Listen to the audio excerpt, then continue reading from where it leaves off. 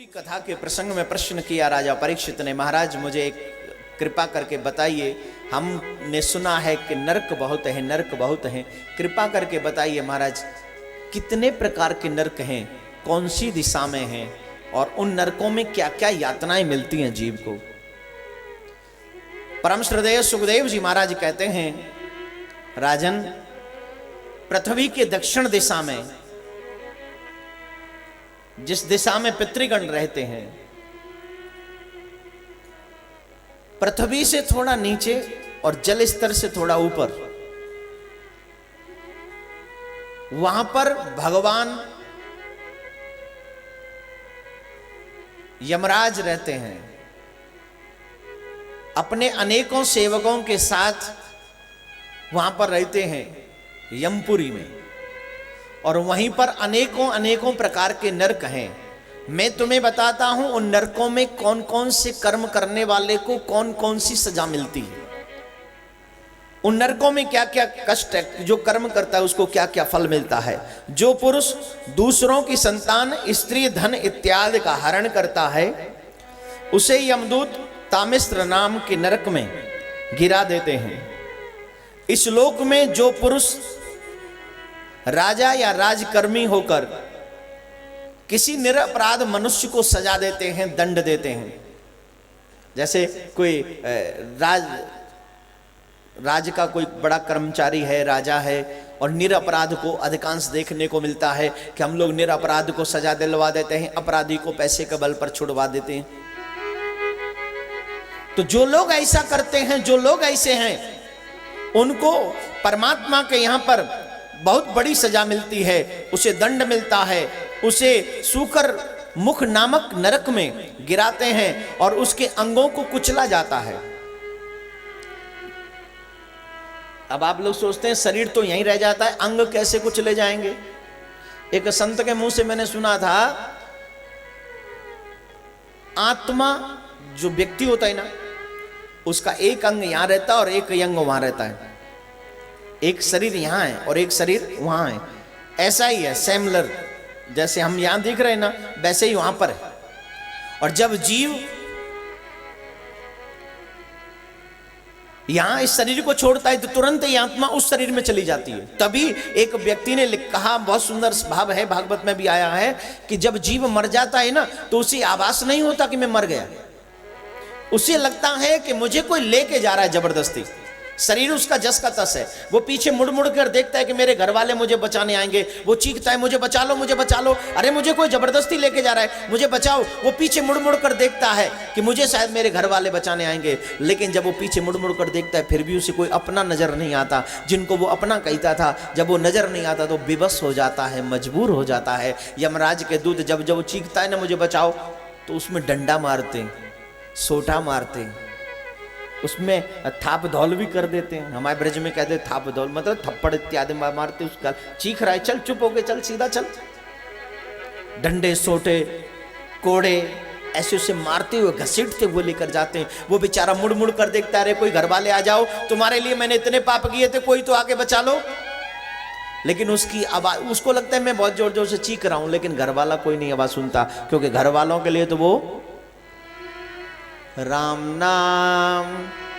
अब वो क्यों आएंगे, उन्हें तो पता ही नहीं चल रहा। उनके आगे तो एक बॉडी पड़ी हुई है, वो डेड बॉडी कहते हैं उसको, वो पड़ी हुई है। कोई घर वाले आके उस पे, वो देखो बेचारे गजेब है, उधर मरने के बाद दुर्दशा बहुत तगड़ी होती है साहब। यमराज के दूत उसको वहां मार रहे होते हैं और घर वाले इसको यहां मार रहे होते हैं। या जो डेड बॉडी पड़ी है ना, कई लोग आके, वो बहुत प्यार करने वाले लोग आते हैं ना, बहुत ज्यादा प्यार, ऊपर से ही उसे पीट पीट के, अरे मुझे भी ले चल, तू अकेला क्यों जा रहा है, मैं भी तेरे साथ चलूंगा, चलूंगी, अरे अरे उठ तो, मरे को या मरे का ही मार रही है, ये तो मरे को भी खत्म है। तू ये ऊपर मारते कि नहीं ऐसे जोर जोर से, कई ऊपर से धड़ाम से उसी के ऊपर गिरी। अरे उनको लगता है जितना जोर से रोगे दुनिया वाले समझेंगे उतना ही प्यार ज्यादा करती। उधर यमराज के दूत मारते हैं, इधर ये घर वाले मारते हैं। लेकिन जो राजकर्मी, जो राजा लोग निरपराधी को सजा देते हैं, अपराधी को बचा लेते हैं, उसे सूकर मुख नामक नरक में गिरा दिया जाता है, उसके अंगों को कुचला जाता है। तो मैं कह रहा था अंग कहाँ है?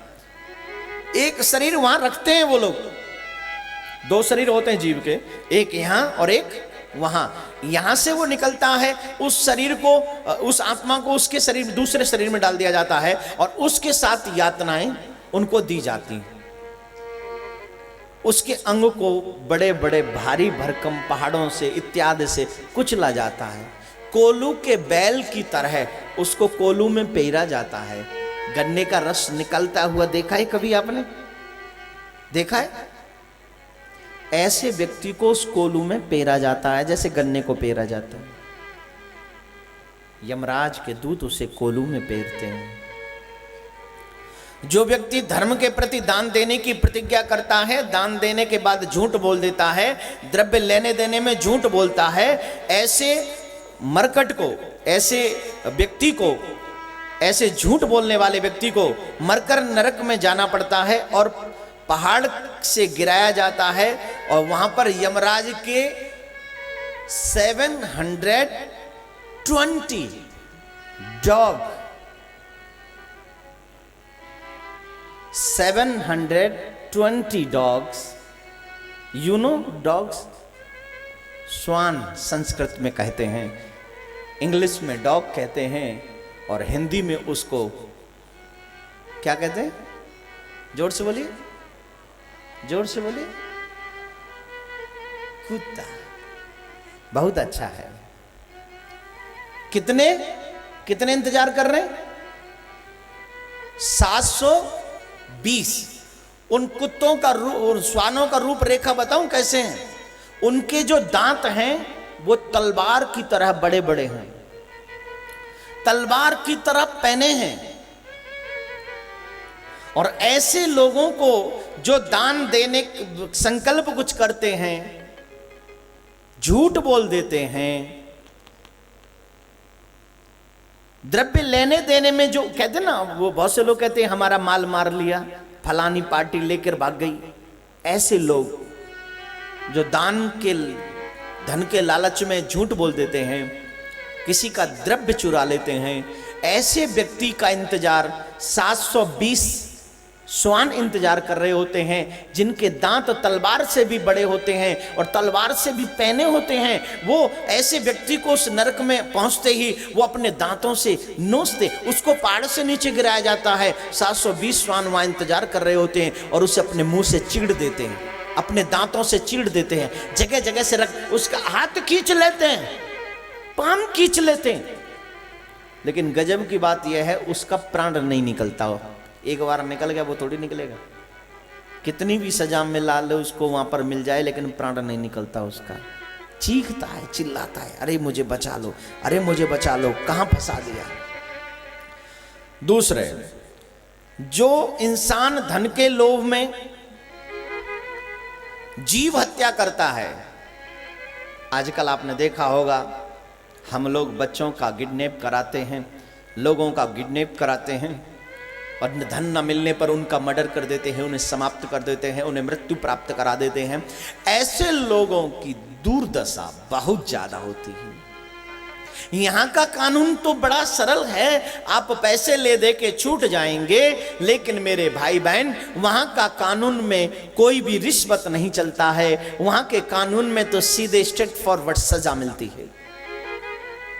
जो जीव धन के लालच में आकर किसी जीव की जीव हत्या करा देता है, उसे 14 इंद्रों के समय तक अश्रीपत्र नामक नरक में जाना होता है और 100 मनमंतरों तक इस नरक में वास करना होता है। वह पापी तलवार की धार से टुकड़े टुकड़े उसके होते हैं और उसको भोजन नहीं मिलता। यमदूत जब प्रताड़ित करते हैं तब वो चिल्लाता है और 100 जन्मों तक चांडाल बनता है तथा सूकर बनता है, 100 जन्मों तक कुत्ता बनता है।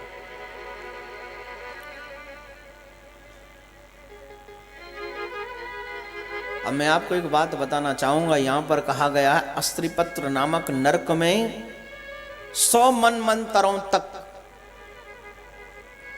एक मनमंतर किसको कहते हैं जानते हो? नहीं पता? मैं बता दूं अगर आप कहें तो।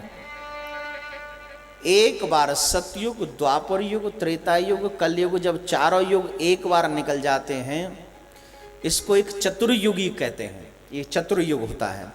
ऐसे ही जब 72 बार 72 टाइम्स जब ये चतुर्युग निकल जाते हैं, उसको एक मनवंतर कहते हैं।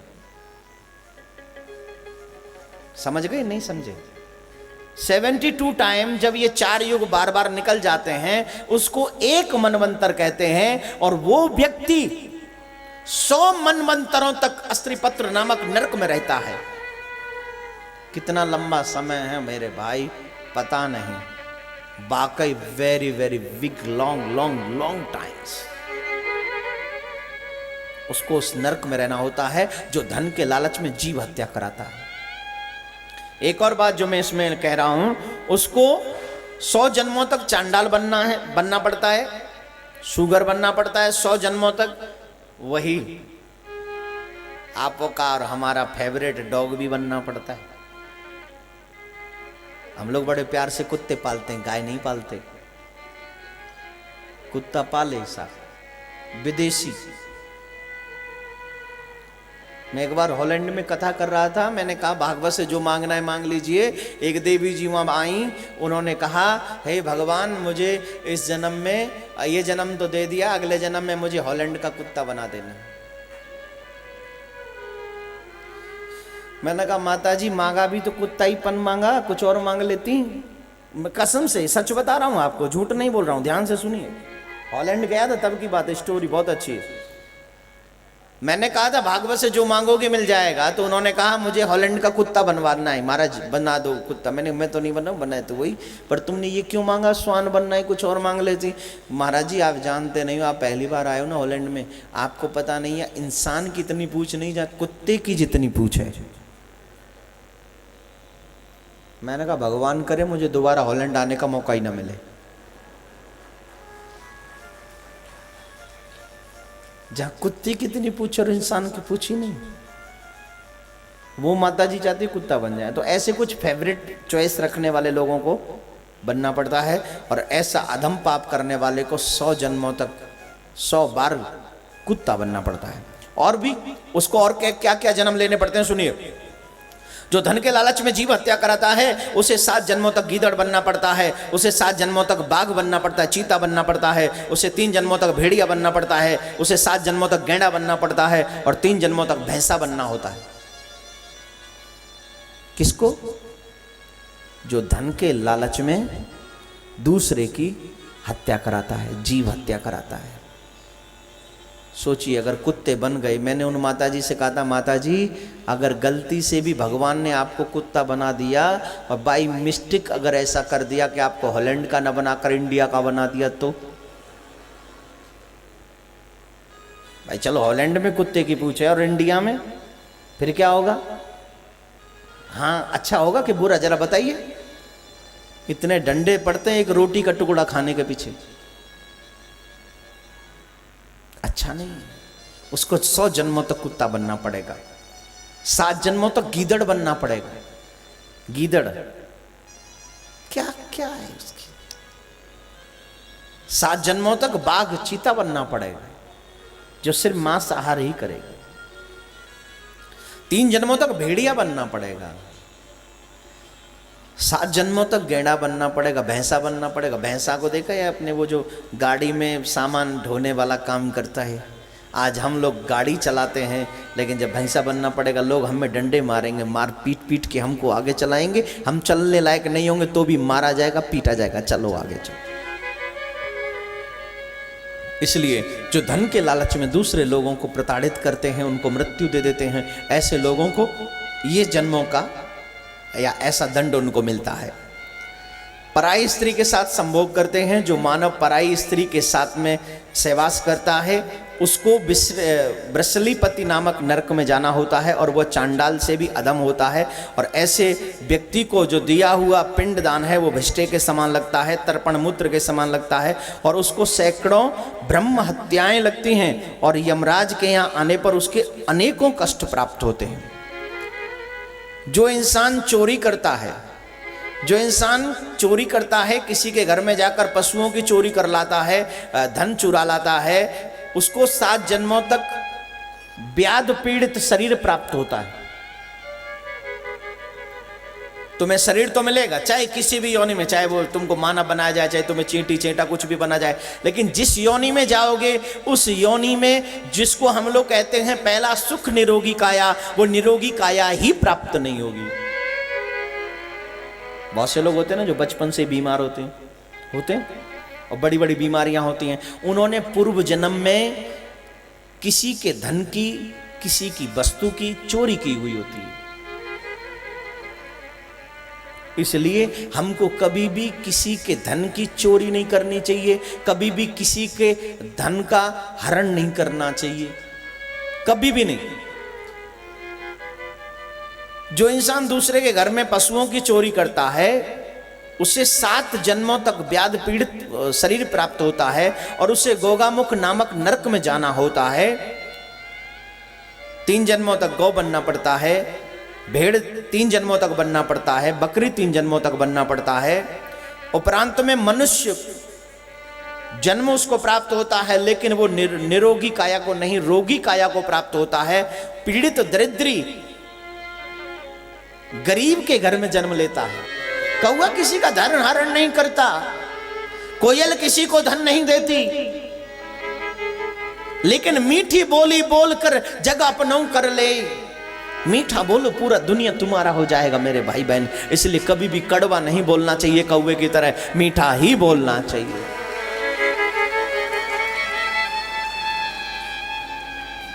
क्या बात है, कौवे के नाम पर तो ताली बजा रहे हो। बनना है क्या? 7 जन्मों तक बनना पड़ेगा कौवा। और वैसे भी जो भगवान का भजन न करे, भगवान की भक्ति न करे, वो कौवे से कम नहीं है, चाहे वो इंसान ही क्यों ना हो। अरे वो कौवे अच्छे हैं, काग भुसुंड गरुण के ही की। काग भुसुंड जी महाराज जो रामायण को अपने चित्त में बसाते हैं, अपनी जिह्वा से उस रामायण का वर्णन करते हैं। हम लोग इंसान होकर भी भगवान की भक्ति करने में असमर्थ है। हम लोग सोचते हैं संडे है तो छुट्टी में जाएंगे, बाकी का काम कौन छोड़े, भागवत के लिए काम छोड़े। हम पे समय नहीं है साहब, हम तो छुट्टी वाले दिन ही जाएंगे। आज संडे है क्या? है आज ही है, कल था, आज ही है। अच्छा, तो छुट्टी वाले दिन भगवान की याद आए और छुट्टी ना हो तो नहीं। आप लोगों से नहीं कर रहा हूं, आप तो पहले ही दिन से आजमा रहे हो साहब। आप लोगों की तो क्या बात करें। उड़ीसा में यही भाव है, क्योंकि यहाँ जगन्नाथ का राज्य है साहब, जगन्नाथ का राज्य है। यहाँ तो पहले ही दिन से आनंद है। हरि बोल। काफी लोग मिले मेरे को कथा के बाद, तो कहते हम तो महाराज कलकत्ता जाने वाले थे, आपकी कथा वहाँ हो रही थी तो हम तो वहाँ आते। काफी लोगों टिकट बनवा लिए थे, कैंसिल कराए।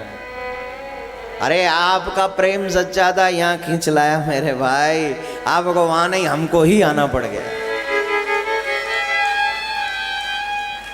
मुझे लगता है यहाँ के लोगों में छुट्टी बुट्टी का कोई असर नहीं होता। और जो छुट्टी का असर मानते हैं उनसे एक निवेदन करूंगा, सिर्फ 3 घंटे अपने दिन में से सुबह 9 बजे से लेके 2:30 बजे तक कमाओ, और शाम को 7 बजे के बाद चाहे 9-10 बजे तक फिर कमाओ।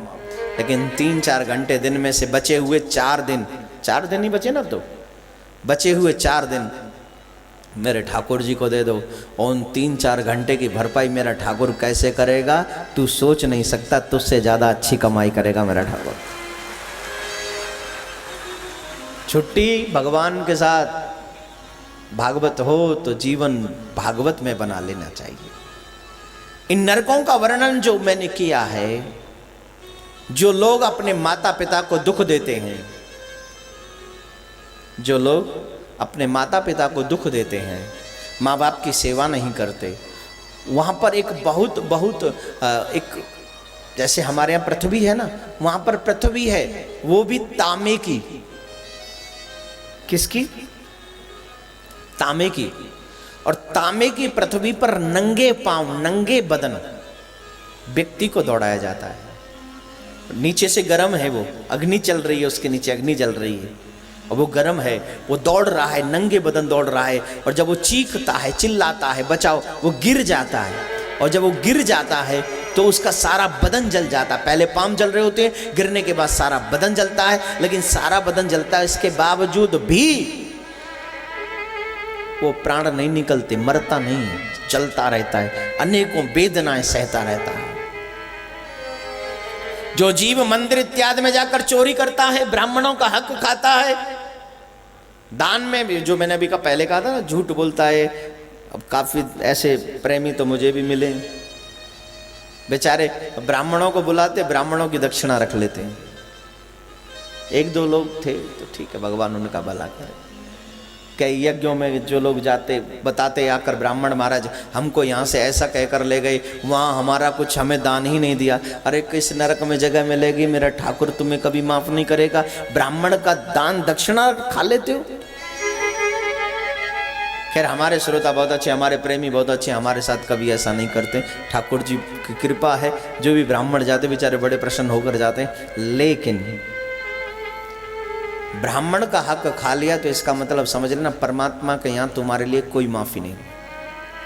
ब्राह्मण भगवान का मुख है, और भगवान के मुख का छीनोगे और भगवान से मांगोगे तो भगवान कभी देगा?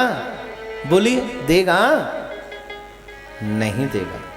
इसलिए ब्राह्मणों का जितना हो सके ब्राह्मणों को अपने हाथों से देना चाहिए। और जब आप ब्राह्मणों को अपने हाथों से देते हो तो मेरा परमात्मा अपने सहस्त्रों हाथों से तुम्हें देता है, हमेशा देता ही रहता है।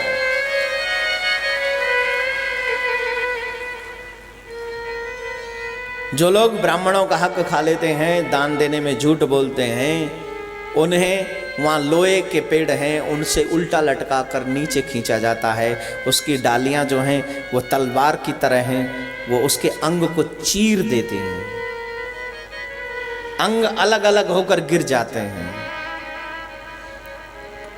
फिर भी प्राण नहीं निकलते, चीखता है। ऐसे ही यमपुरी में 28 नरक हैं, एक जगह 82 नरकों का वर्णन किया गया है। और कई संत कहते हैं कि नरक अथाह हैं, कोई गिनती नहीं है। ऐसे ही बहुत।